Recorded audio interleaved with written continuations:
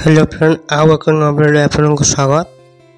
ए video आम जानिबा उत्कलमणि गोपबंधु दास को विषय से जड़े स्वाधीनता संग्रामी समाजसेवी कवि और लेखक थे।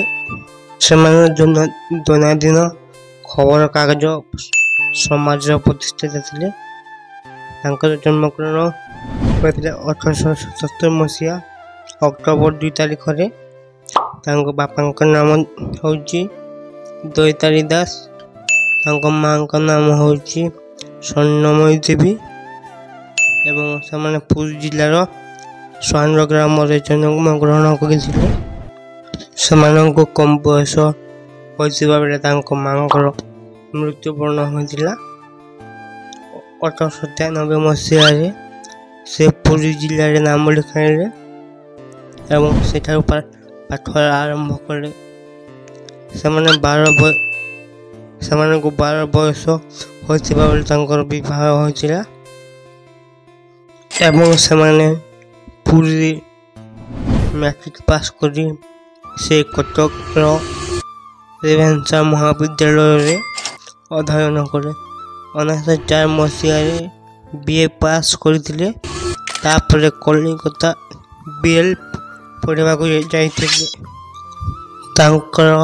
12 बयस हवा समय अपची देवी को विवाह करते और से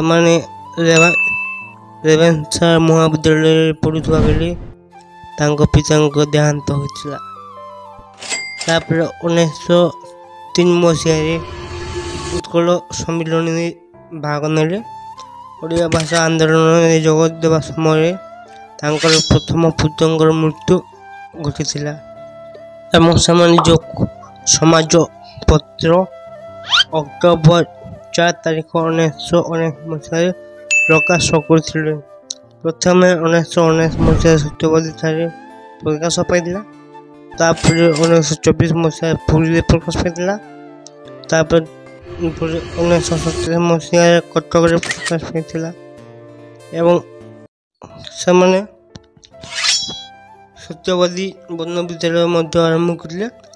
1909 मसीह आरंभ होता एवं 1919 मसीह से विद्यालय बंद हो जाता। पुणी आरंभ होता 1928 जून 17 तारीख में मृत्युवरण होता एवं मृत्यु पूर्व से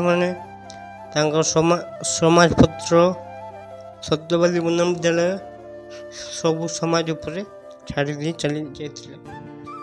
वीडियो भल लगे चैनल को सब्सक्राइब करूँ। वीडियो भल लगे लाइक करने को जमा भूल ना।